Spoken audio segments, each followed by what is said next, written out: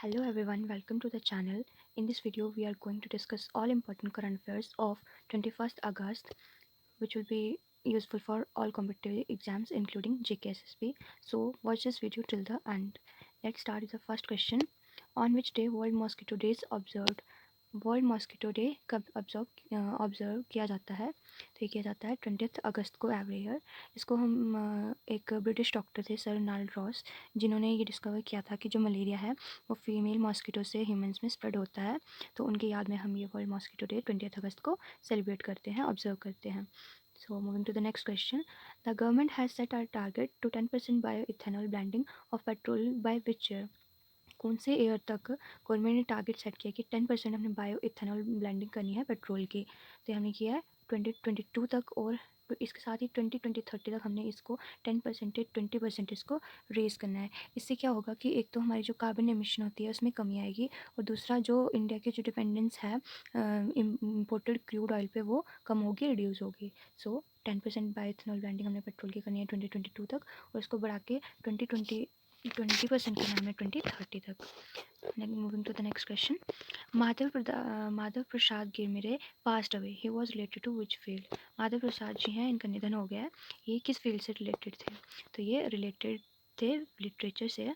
इनको नेपाल का राष्ट्र कवि भी कहा जाता है। इनकी जो आउटस्टैंडिंग कंट्रीब्यूशन थी नेपाली लिटरेचर के लिए, उसके लिए इनको नेपाल का राष्ट्र कवि भी कहा जाता है। तो ये लिटरेचर से रिलेटेड थे, जिनकी अभी डेथ हो गई रिसेंटली।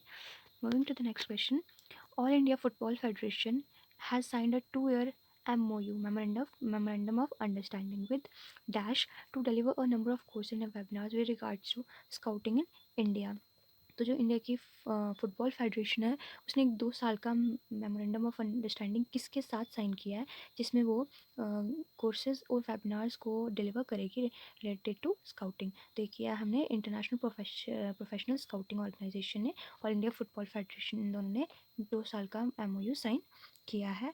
इसकी जो फर्स्ट ऑनलाइन वर्कशॉप होगी वो September 7 से 11 September 2020 तक चलेगी, और इसमें जो भी अटेंड करेगा इन वर्कशॉप्स को, इसमें आपको information required for scouting analysis आपको दी जाएगी। तो ये मेमोरेंडम ऑफ अंडरस्टैंडिंग साइन हुआ है All India Football Federation and International Professional Scouting Organisation के बीच। Moving to the next question, in August 2020, Dr. Harshvardhan inaugurated Dash at Indian Red Cross Society National Headquarters Blood Bank. तो अगस्त 2020 में doctor Harshvardhan ने कहाँ पे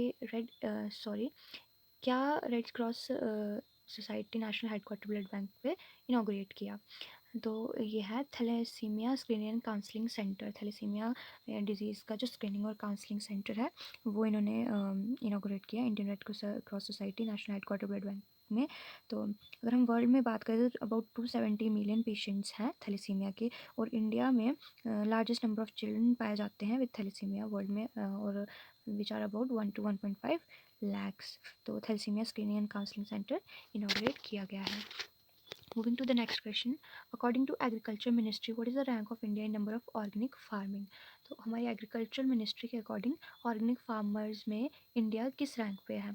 तो ऑर्गेनिक फार्मर्स के में देखें हम तो हमारा जो इंडिया है वो फर्स्ट है, टॉप पे है। और अगर हम ऑर्गेनिक फार्मिंग की बात करें तो 9th रैंक है हमारी इंडिया की। और इंडिया की स्टेट सिक्किम है, जो इंडिया में सिक्किम फर्स्ट स्टेट बनी है इंडिया की जो फुली ऑर्गेनिक है। तो हमने याद रखना है कि ऑर्गेनिक फार्मर्स के टर्म में हमारा रैंक फर्स्ट है, और ऑर्गेनिक फार्मिंग की टर्म्स में हमारा 9th रैंक है। Moving to the next question, which city has bagged the top spot in annual survey of cleanliness स्वच्छ सर्वेक्षण 2020? तो जो 2020 स्वच्छ सर्वेक्षण हुआ, सर्वे ऑफ क्लीननेस, इसमें टॉप किसने किया? तो इसमें टॉप किया है इंदौर सिटी ने। Again this is the 4th time in a row कि जो इंदौर है वो क्लीनेस्ट सिटी बनी है इंडिया की। उसके साथ ही हम बात करें तो सेकंड और थर्ड पोजीशन की, तो वो सूरत और नई दिल्ली, सेकंड पोजीशन सूरत की और थर्ड पोजीशन नई दिल्ली ने ली है। सो टॉप इंदौर ने किया है, and it was 4th time that वो क्लीनेस्ट सिटी ऑफ इंडिया बनी है। और ये जो एनुअल क्लीननेस सर्वे है ये 5th एडिशन का है, स्वच्छ सर्वेक्षण का 5th एडिशन है ये। Moving to the next question, in August 2020, which state has emerged as leading state in the implementation of प्रधानमंत्री स्ट्रीट वेंडर्स आत्मनिर्भर स्कीम और पीएम स्वनिधि स्कीम। तो किस अगस्त 2020 के अकॉर्डिंग कौन सी स्टेट लीडिंग स्टेट एमर्ज हुई है प्रधानमंत्री स्ट्रीट वेंडर आत्मनिर्भर स्कीम को इम्प्लीमेंट करने में? तो किया है मध्य प्रदेश ने। मध्य प्रदेश जो लीडिंग स्टेट बनी है in the implementation of PM Svanidhi scheme. Madhya Pradesh के सीएम ने शिवराज सिंह चौहान और गवर्नर हमारे Anandiben Patel ji. Moving to the next question, the Tamil Nadu health department has launch the post कोविड-19 follow up clinic in which city? तो तमिलनाडु हेल्थ सेंटर ने पोस्ट कोविड-19 फॉलो अप क्लिनिक कौन सी सिटी में शुरू की है? तो ये शुरू किया हमने चेन्नई में।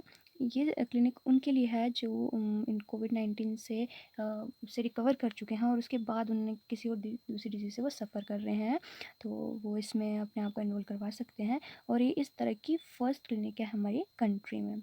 सो तमिलनाडु हेल्थ सेंटर ने चेन्नई में एक पोस्ट कोविड-19 फॉलो क्लिनिक लॉन्च की है। So the last question of this video, in a first of its kind, which UT has published its work done under Back to Village program? कौन सी UT ने back to village programme के अंदर जो भी काम हुए उनको पब्लिश किया है? तो ये किया है जम्मू कश्मीर ने। एक ई बुक लॉन्च की गई जिसमें अबाउट 1930 प्रोजेक्ट्स, अबाउट 1930 प्रोजेक्ट्स उनके फिनिश किए गए हैं जो ड्यूरिंग फाइनेंशियल ईयर 2019-20। इसमें उनके बारे में, इस ई बुक में उन सभी के बारे में बताया गया है और ये ई बुक जो है फाइनेंस डिपार्टमेंट ने लॉन्च की है। So Jammu and Kashmir has published its work done under back to village program. So that's all from this video. Hope you all like it. Do subscribe, share to our channel. Thank you very much.